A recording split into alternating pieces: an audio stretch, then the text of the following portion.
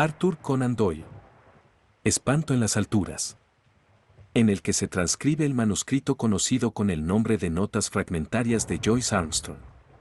Ha quedado descartada por cuantos han entrado a fondo en el estudio del caso la idea de que el relato, extraordinario conocido con el nombre de Notas Fragmentarias de Joyce Armstrong, sea una complicada y macabra broma tramada por un desconocido que poseía un sentido perverso del humorismo. Hasta el maquinador más fantástico y tortuoso vacilaría ante la perspectiva de ligar sus morbosas alucinaciones con sucesos trágicos y fehacientes para darles una mayor credibilidad. A pesar de que las afirmaciones hechas en esas notas sean asombrosas y lleguen incluso hasta la monstruosidad, lo cierto es que la opinión general se está viendo obligada a darlas por auténticas, y resulta imprescindible que reajustemos nuestras ideas de acuerdo con la nueva situación. Según parece, este mundo nuestro se encuentra ante un peligro por demás extraño e inesperado, del que únicamente lo separa un margen de seguridad muy ligero y precario.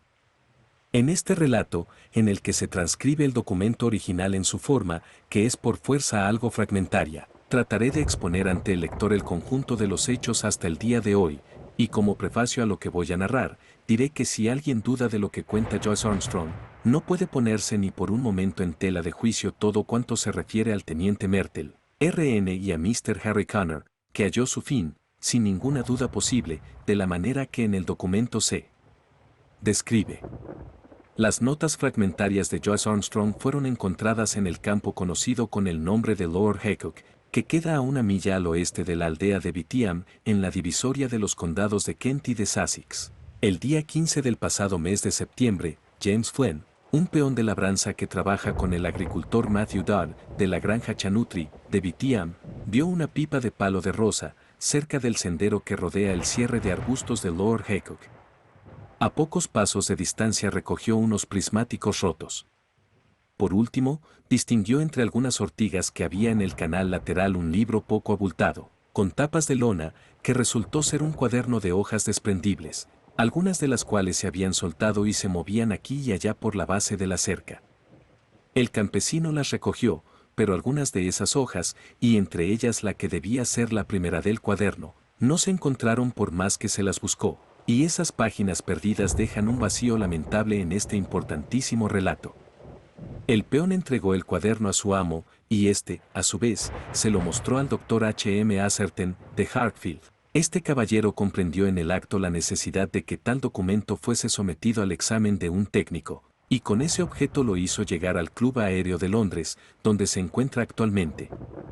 Faltan las 2 primeras páginas del manuscrito, y también ha sido arrancada la página final en que termina el relato. Sin embargo, su pérdida no le hace perder coherencia.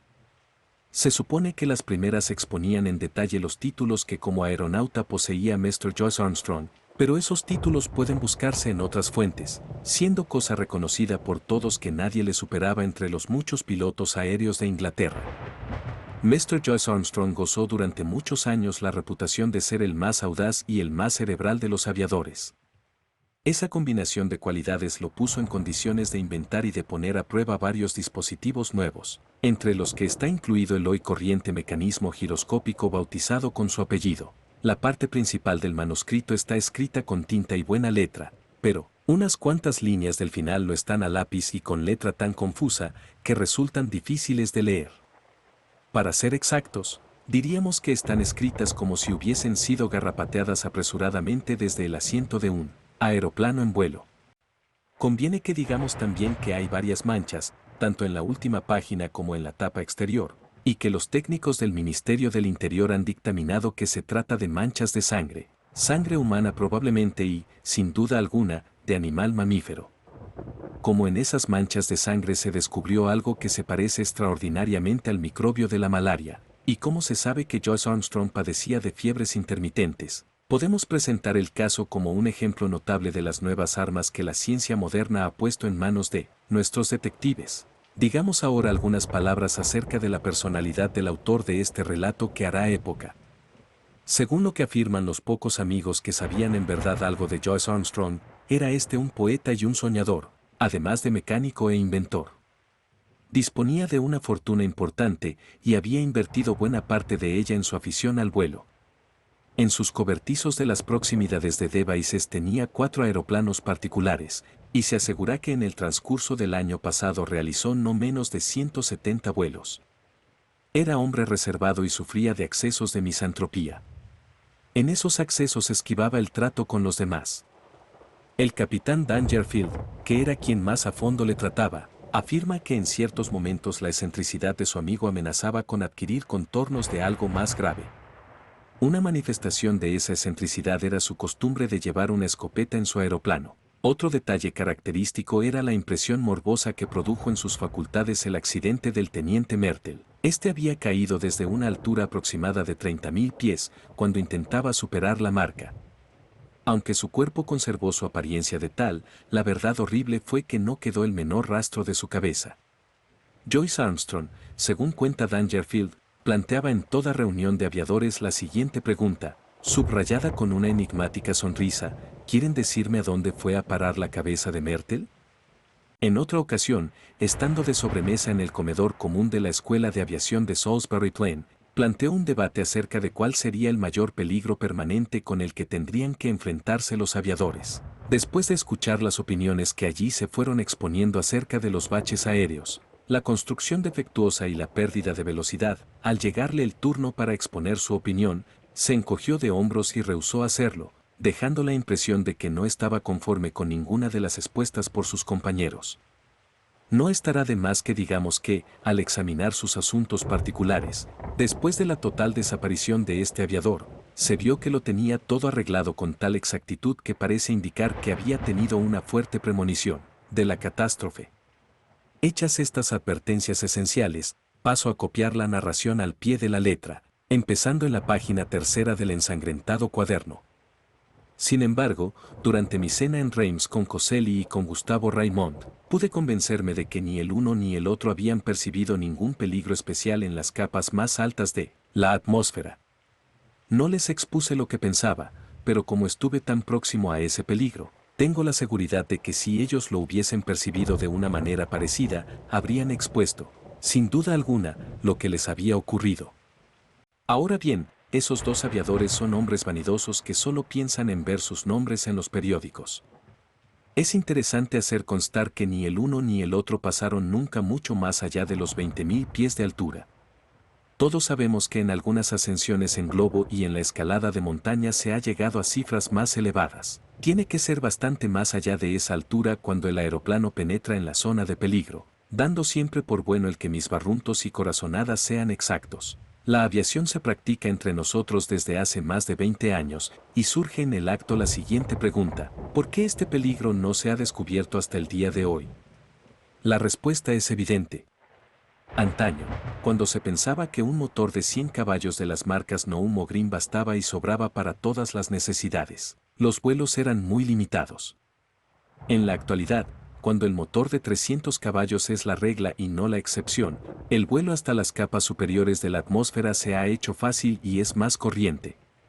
Algunos de nosotros podemos recordar que, siendo jóvenes, Garros conquistó celebridad mundial alcanzando los 1900 pies de altura y que sobrevolar los Alpes fue juzgado hazaña extraordinaria. En la actualidad, la norma corriente es inconmensurablemente más elevada, y se hacen 20 vuelos de altura al año por cada uno de los que se hacían en épocas pasadas.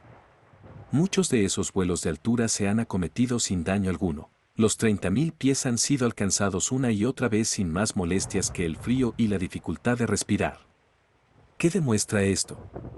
Un visitante ajeno a nuestro planeta podría realizar 1000 descensos en este sin ver jamás un tigre. Sin embargo, los tigres existen, y si ese visitante descendiera en el interior de una selva, quizá fuese devorado por ellos. Pues bien, en las regiones superiores del aire existen selvas y habitan en ellas cosas peores que los tigres. Yo creo que se llegará, andando el tiempo, a trazar mapas exactos de esas selvas y junglas. Hoy mismo podría yo citar los nombres de 2 de ellas. Una se extiende sobre el distrito Pau-Biarritz, en Francia. La otra queda exactamente sobre mi cabeza en este momento, cuando escribo estas líneas en mi casa de Wiltshire. Y estoy por creer que existe otra en el distrito de Homburg-Wiesbaden. Empecé a pensar en el problema al ver cómo desaparecían algunos aviadores. Claro está que todo el mundo aseguraba que habían caído en el mar, pero yo no me quedé en modo alguno satisfecho con esa explicación. Por ejemplo, el caso de Berrier en Francia, su aparato fue encontrado en las proximidades de Bayona, pero nunca se descubrió el paradero de su cadáver. Vino después el caso de Baster, que desapareció, aunque su motor y una parte del armazón de hierro fueron descubiertos en un bosque de Leicestershire. El doctor Middleton, de Amesbury, que seguía el vuelo de ese aviador por medio de un telescopio, declara que un momento antes de que las nubes ocultasen el campo visual, vio como el aparato, que se encontraba a enorme altura, picó súbitamente en línea perpendicular hacia arriba, y dio una serie de respingos sucesivos de que él jamás habría creído capaz a un aeroplano. Esa fue la última visión que se tuvo de Baster. Se publicaron en los periódicos cartas, pero no se llegó a nada concreto. Ocurrieron otros casos similares, y de pronto se produjo la muerte de Harry Connor. ¿Qué cacareo se armó a propósito del misterio sin resolver que se encerraba en los aires? ¿Y cuántas columnas se imprimieron a ese respecto en los periódicos populares? Pero que poco se hizo para llegar hasta el fondo mismo del problema. Harry Connor descendió desde una altura ignorada y lo hizo en un fantástico planeo. No salió del aparato y murió en su asiento de piloto. ¿De qué murió? Enfermedad cardíaca, dijeron los médicos. ¿Tonterías? El corazón de Connor funcionaba tan a la perfección como funciona el mío. ¿Qué fue lo que dijo Venables? Venables fue el único que estaba a su lado cuando Connor murió. Dijo que el piloto temblaba y daba la impresión de un hombre que ha sufrido un susto terrible. Murió de miedo, afirmó Venables, pero no podía imaginarse qué fue lo que le asustó. Una sola palabra pronunció el muerto delante de Venables, una palabra que sonó algo así como monstruoso. En la investigación judicial no consiguieron sacar nada en limpio. Pero yo sí que pude sacar. Monstruos. Esa fue la última palabra que pronunció el pobre Harry Connor. Y, en efecto, murió de miedo, tal y como opinó Venables. Tenemos luego el caso de la cabeza de Mertel. ¿Creen ustedes, cree en realidad nadie, que la fuerza de la caída desde lo alto puede arrancar limpiamente a una persona la cabeza del resto del cuerpo? Bien, quizá eso sea posible, pero yo al menos no he creído nunca que a Mertel le ocurriese una cosa semejante. Tenemos, además, la grasa con que estaban manchadas sus ropas. Alguien declaró en la investigación que estaban pegajosas de grasa. Y pensar que esas palabras no intrigaron a nadie. A mí sí que me hicieron meditar, aunque, a decir verdad, ya pensaba en eso hace bastante tiempo. He llevado a cabo 3 vuelos de altura, pero nunca llegué a la suficiente. ¿Cuántas bromas me dirigía Dangerfield a propósito de mi escopeta? En la actualidad, disponiendo como dispongo de este aparato ligero de Paul Daroner, con su motor Robur de 170 caballos, podría alcanzar fácilmente mañana mismo los 30.000 pies. Llevaré mi escopeta al tratar de superar esa marca y quizá al mismo tiempo de apuntar a otra cosa. Es peligroso, sin duda alguna. Quien no quiera correr peligros es mejor que renuncie por completo a volar y que se acoja a las zapatillas de franela y al batín. Pero yo haré mañana una visita a la selva de la atmósfera y si hay algo oculto en ella lo descubriré. Si vuelvo de la escalada, me habré convertido en hombre bastante célebre. Si no regreso, este cuaderno podrá servir de explicación de lo que intento hacer y de cómo perdí mi vida al intentarlo. Pero, por favor, señores, nada de chácharas tontas acerca de accidentes ni de misterios. Para realizar mi tarea he elegido mi monoplano Paul Daroner. Cuando se trata de hacer algo práctico, no hay nada como el monoplano. Ya Beaumont lo descubrió en los primeros días de la aviación. Empezando porque no le perjudica la humedad y se tiene la impresión en todo momento de que se vuela entre nubes. Este aparato mío es un pequeño y simpático modelo, que me responde lo mismo que responde a las riendas un caballo de boca blanda. El motor es un Robur de 6 cilindros, que desarrolla una potencia de 175 caballos. Dispone de todos los adelantos modernos, fuselaje cerrado, buen tren de aterrizaje, frenos, estabilizadores giroscópicos y 3 velocidades, se timonea mediante la alteración del ángulo de los planos, de acuerdo con el principio de las persianas de Venecia. Llevo conmigo una escopeta y una docena de cartuchos cargados con postas de caza mayor. ¿Qué cara puso Perkins, mi buen mecánico, cuando le ordené que pusiese esas cosas dentro del aparato? Me vestí con la indumentaria de un explorador del polo ártico, con 2 elásticos debajo de mi traje especial, y con gruesos calcetines dentro de botas acolchadas, un pasamontañas con orejeras y mis anteojeras de talco. Dentro del cobertizo me ahogaba de calor, pero yo pretendía subir a alturas de Himalayas y tenía que ataviarme en consecuencia. Perkins se dio cuenta de que yo me traía entre manos algo importante y me suplicó que lo dejara acompañarme. Quizá lo habría hecho si el aparato hubiese sido un biplano, pero el monoplano es cosa de un solo hombre, si de veras se quiere aprovechar toda su capacidad de ascensión. Metí, como es lógico, una bolsa de oxígeno. Quien intente superar la marca de altura y no la lleve se quedará helado o se hará pedazos, si no le ocurren ambas cosas a la vez. Revisé cuidadosamente los planos del timón, la dirección y la palanca elevadora. Hecho eso, me metí en el aparato. Todo, por lo que pude ver, estaba en condiciones. Entonces puse en marcha el motor y comprobé que funcionaba con toda suavidad. Cuando soltaron el aparato, este se elevó casi instantáneamente en su velocidad mínima. Tracé un par de círculos por encima de mi campo de aviación para que el motor se calentase. Saludé entonces a Perkins y a los demás con la mano, horizontalicé los planos y puse el motor en la máxima velocidad. El aparato se deslizó igual que una golondrina a favor del viento por espacio de 8 o 10 millas. Luego lo levanté un poco de cabeza y empezó a subir trazando una enorme espiral, en dirección al banco de nubes que tenía por encima de mí. Es de la máxima importancia ir ganando altura lentamente para adaptar el organismo a la presión atmosférica, conforme se sube. El día era sofocante y caluroso para lo que suele ser un mes de septiembre en Inglaterra, y se advertían el silencio y la pesadez de la lluvia inminente. De cuando en cuando llegaban por el sudoeste súbitas ráfagas de viento. Una de ellas fue tan violenta e inesperada que me sorprendió distraído y casi me hizo cambiar de dirección por un instante. Recuerdo los tiempos en que bastaba una ráfaga, un súbito torbellino o un bache en el aire para poner en peligro a un aparato. Eso ocurría antes de que aprendiésemos a dotar a nuestros aeroplanos de motores potentes capaces de dominarlo todo. En el momento en que yo alcanzaba los bancos de nubes y el altímetro señalaba los 3000 pies, empezó a caer la lluvia.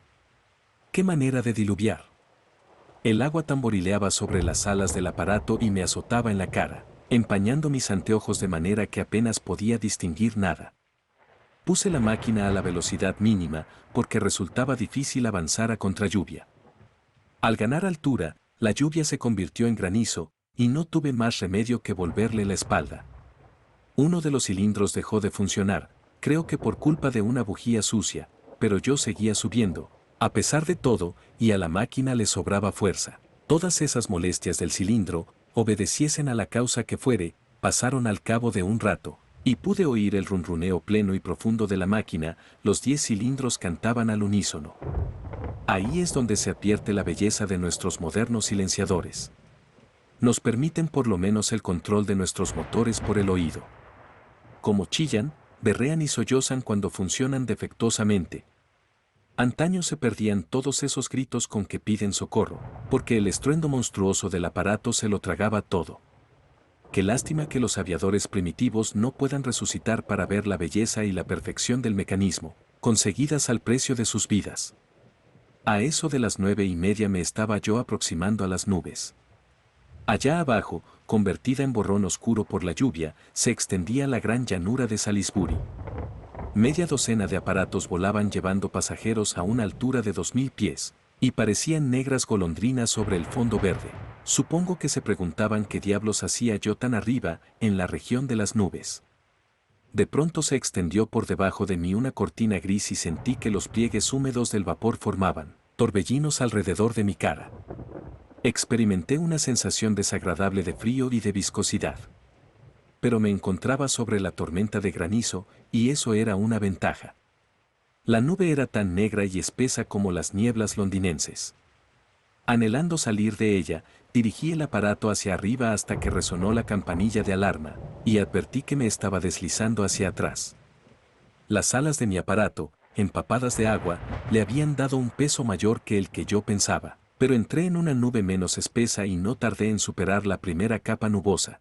Surgió una segunda capa, de color opalino y como deshilachada, a gran altura por encima de mi cabeza. Me encontré, pues, con un techo igualmente blanco por encima mío y con un suelo negro e ininterrumpido por debajo, mientras el monoplano ascendía trazando una espiral enorme entre los dos estratos de nubes. En esos espacios de nube a nube se experimenta una mortal sensación de soledad. En cierta ocasión, se me adelantó una gran bandada de pequeñas aves acuáticas, que volaban rapidísimas hacia occidente. El rápido revuelo de sus alas y sus chillidos sonoros fueron una delicia para mis oídos. Creo que se trataba de cercetas, pero valgo poco como zoólogo.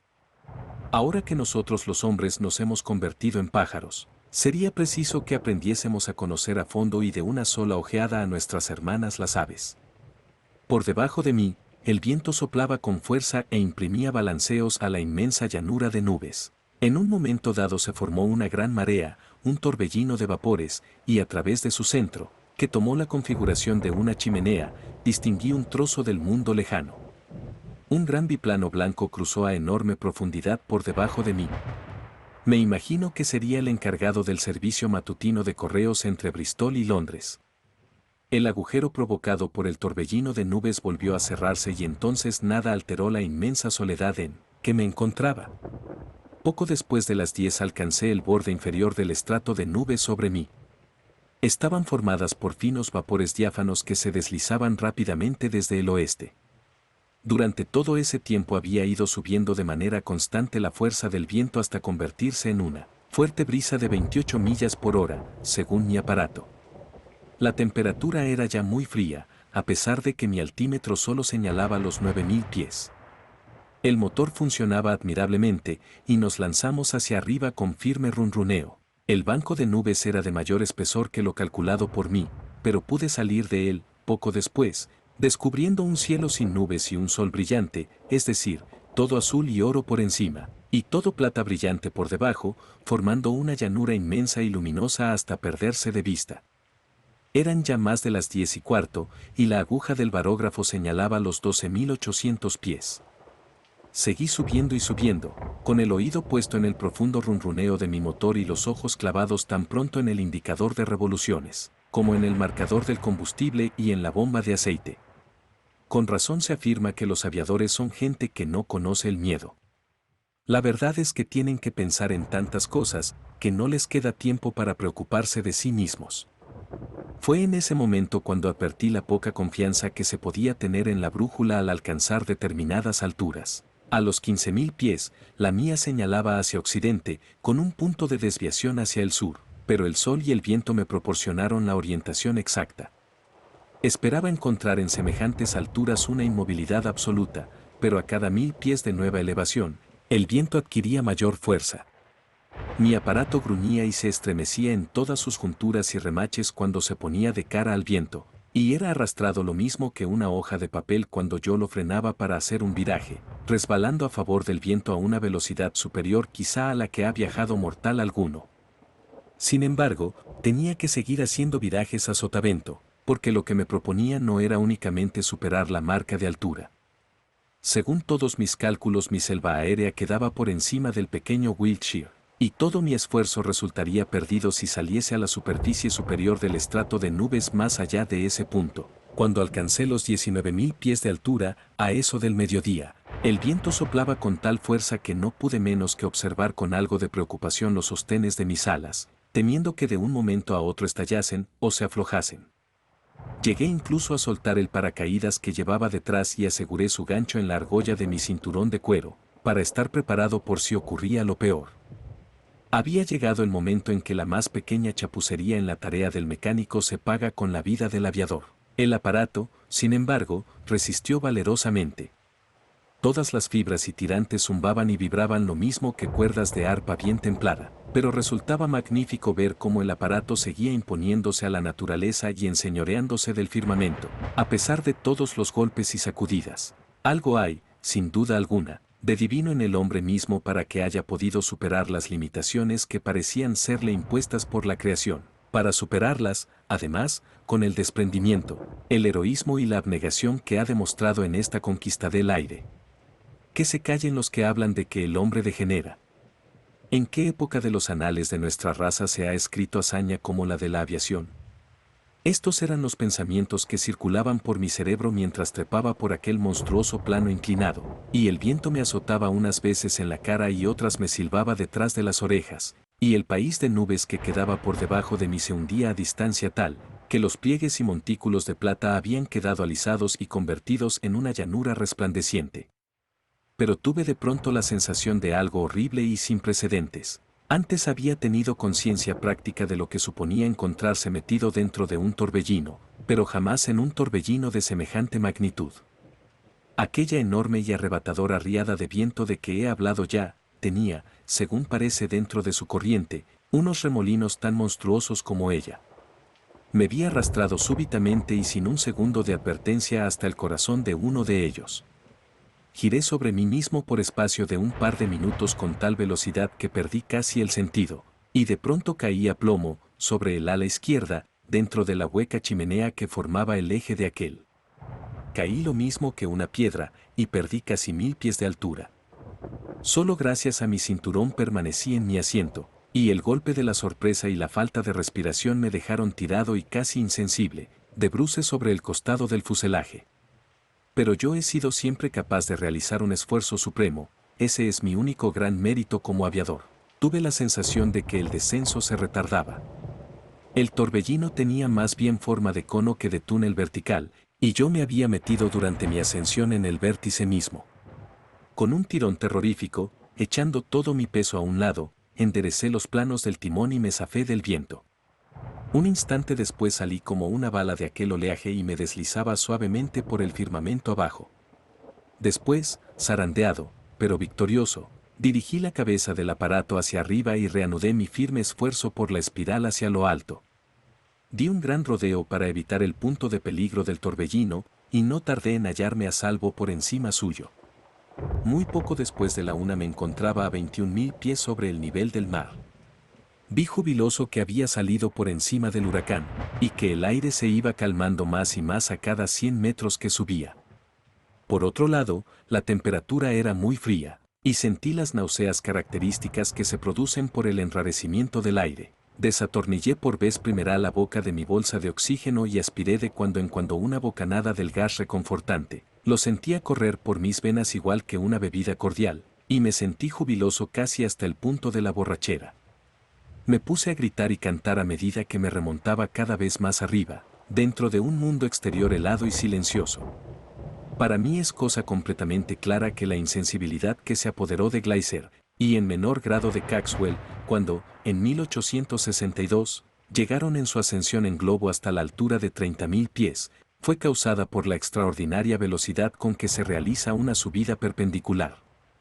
No se producen esos síntomas tan espantosos cuando la ascensión se lleva a cabo siguiendo una suave cuesta arriba, acostumbrándose de ese modo, por una graduación lenta, a la menor presión barométrica.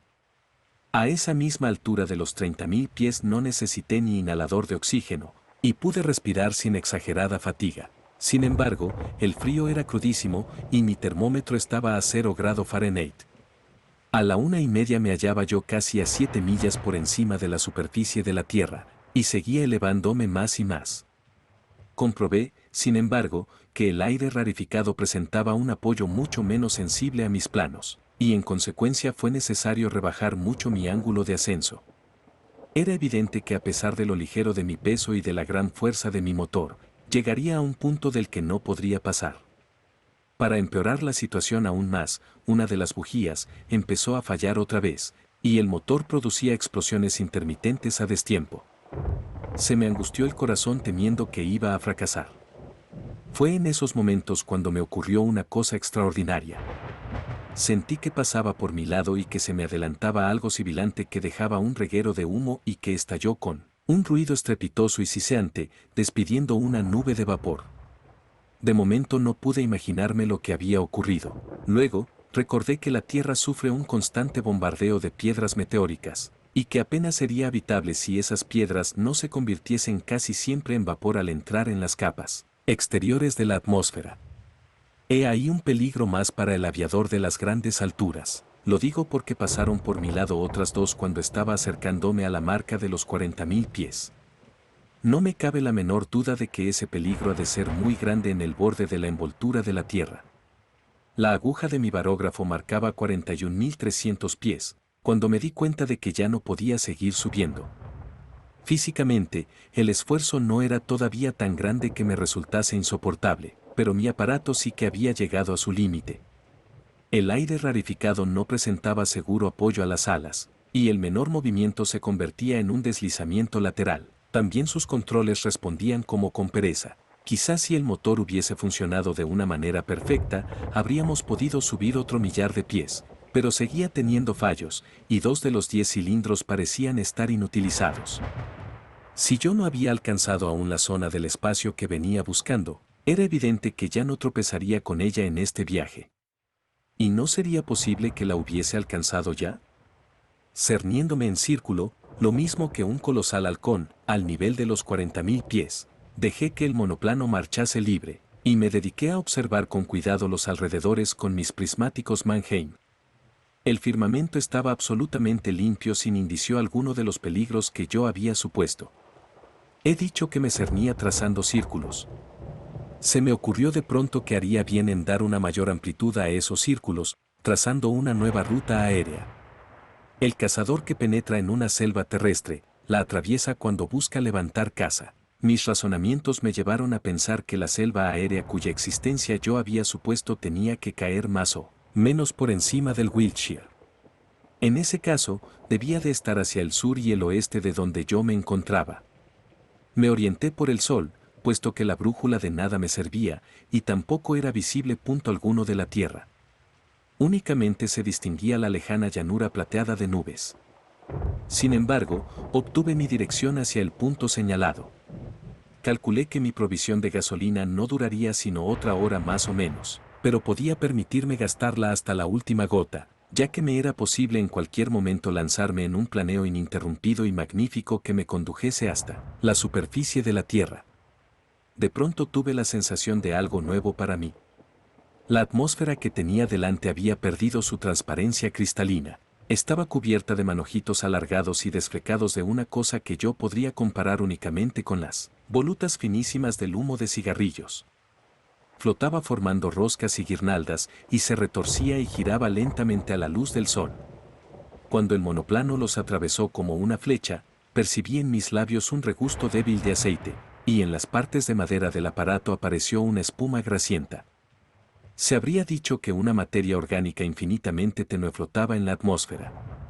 Orgánica, pero sin vida, como algo difuso y en iniciación, que se extendía por muchos acres cuadrados y que se iba desflecando hasta penetrar en el vacío. No, aquello no tenía vida. ¿Y no podrían ser unos restos de vida? Y, sobre todo, ¿no podría ser el alimento de una vida monstruosa, de la misma manera que la pobre grasa del océano sirve de alimento a la enorme ballena? Eso iba pensando cuando alcé los ojos y distinguí la más asombrosa visión que se ofreció nunca a los ojos de un hombre. ¿Podré describírsela al lector tal como yo mismo la vi el jueves pasado? Imagínese el lector una medusa de mar como las que cruzan por nuestros mares en verano, en forma de campana y de un tamaño enorme, mucho más voluminosa, por lo que a mí me pareció, que la cúpula de la iglesia de San Pablo. Su color era ligeramente sonrosado con venas de un fino color verde, pero el conjunto de aquella colosal construcción era tan tenue que apenas se vislumbraba su silueta sobre el fondo, azul oscuro del firmamento. Un ritmo suave y regular marcaba sus pulsaciones.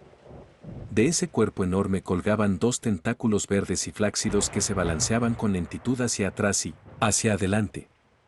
Esa visión magnífica cruzó suavemente, con silenciosa majestad, por encima de mi cabeza. Era tan ingrávida y frágil como una pompa de jabón y se deslizó majestuosa por su ruta. Yo había impreso un medio viraje a mi monoplano, a fin de poder seguir contemplando aquel ser grandioso. De pronto, y de una manera instantánea, me encontré en medio de una verdadera escuadra de otros iguales, de todos los tamaños, aunque ninguno de la magnitud del primero.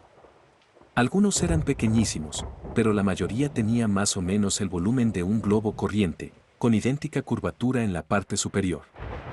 Se observaba en ellos una finura de grano y de color que me trajo a la memoria los espejos venecianos de mejor calidad. Los matices predominantes eran el rosa y el verde, pero todos mostraban encantadoras iridiscencias allí donde el sol brillaba a través de sus formas delicadas.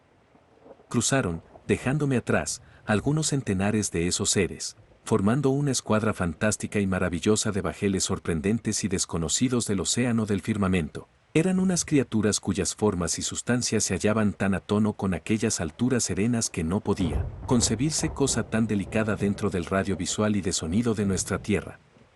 Pero un nuevo fenómeno atrajo casi enseguida mi atención, el de las serpientes de las regiones exteriores de la atmósfera.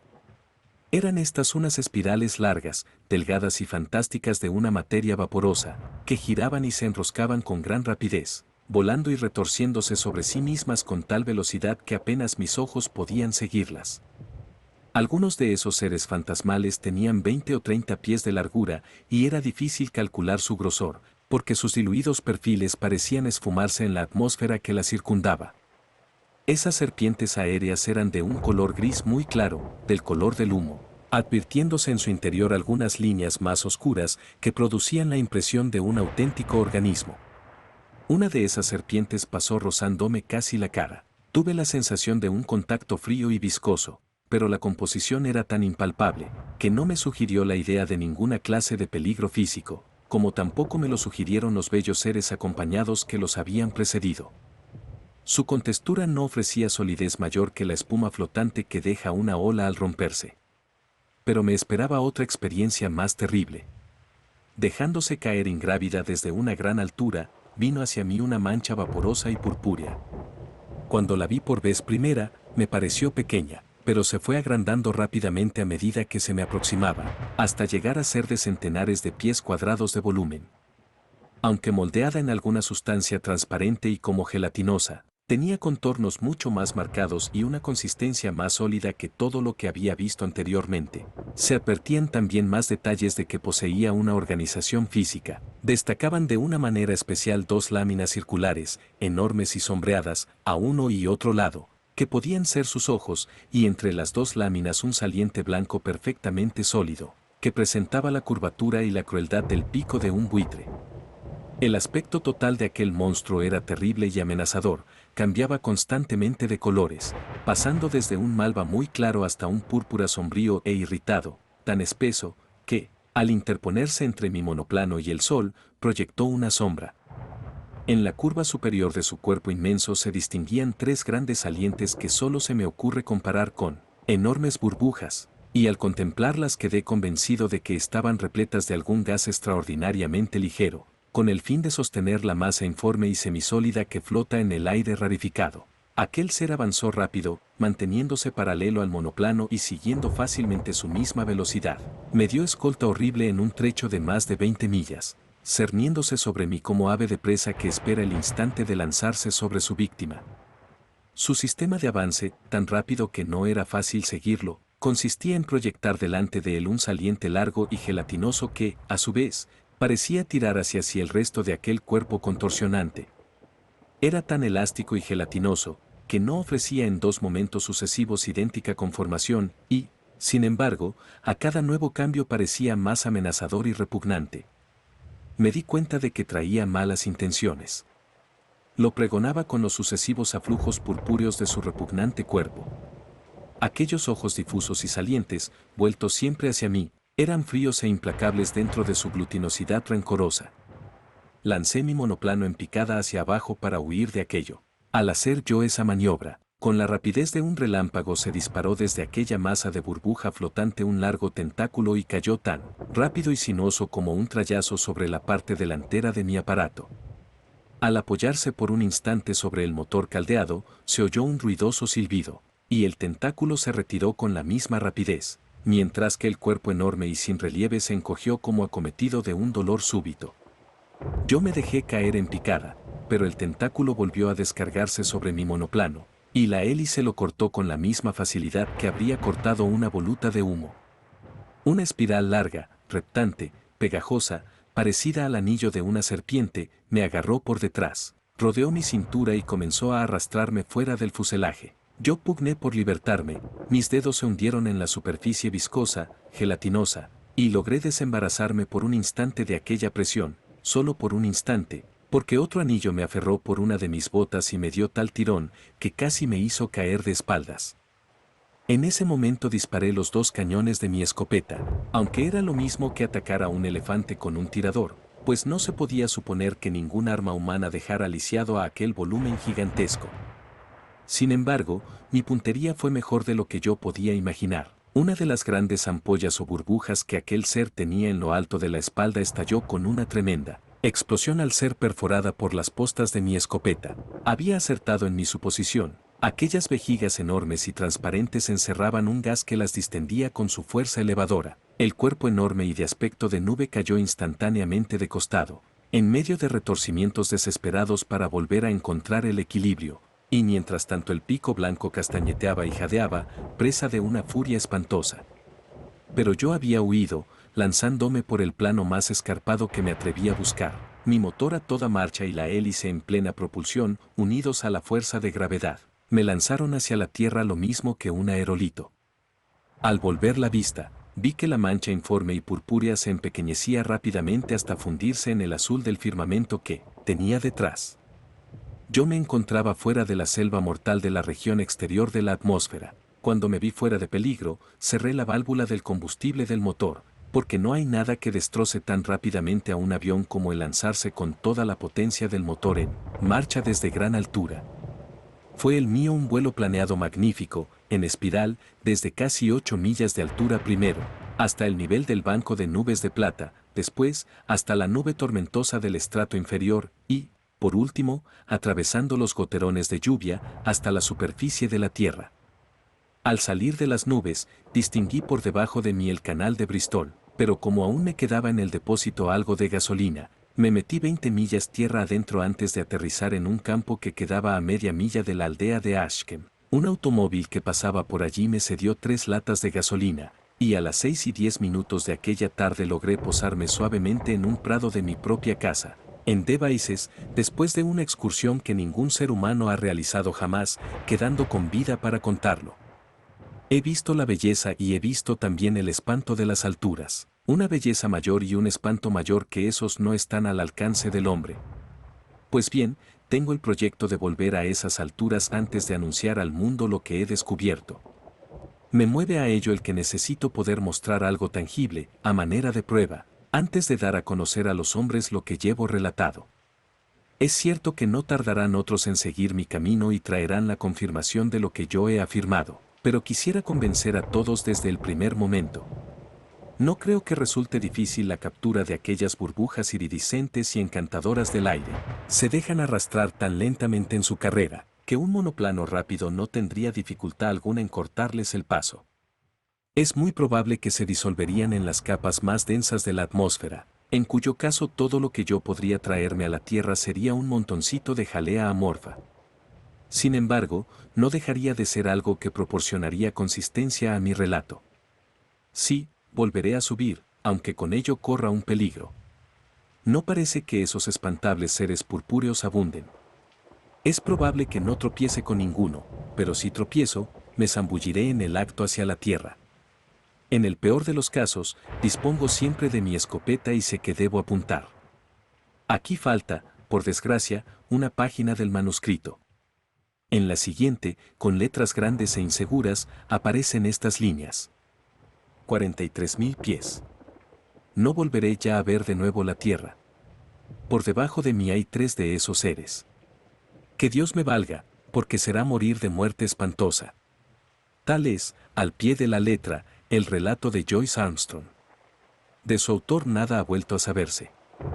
En el coto de Mr. Bud Washington, en los límites de Kent y de Sussex, a pocas millas del lugar en que fue encontrado el cuaderno, han sido recogidas algunas piezas de su monoplano destrozado.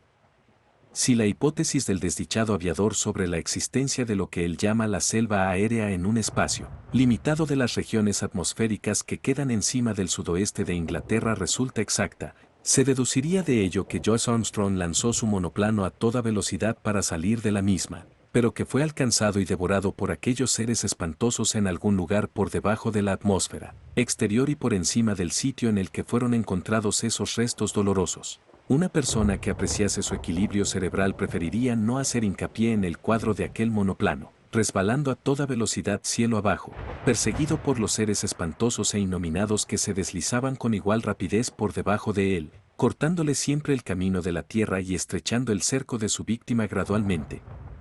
Sé muy bien que son muchos los que todavía toman a chacota los hechos que acabo de relatar, pero incluso quienes se mofan tendrán que reconocer por fuerza que Joyce Armstrong ha desaparecido, y yo les recomendaría que hiciesen caso de las palabras que él escribió. Este cuaderno puede servir de explicación de lo que estoy intentando y de cómo perdí mi vida en el intento.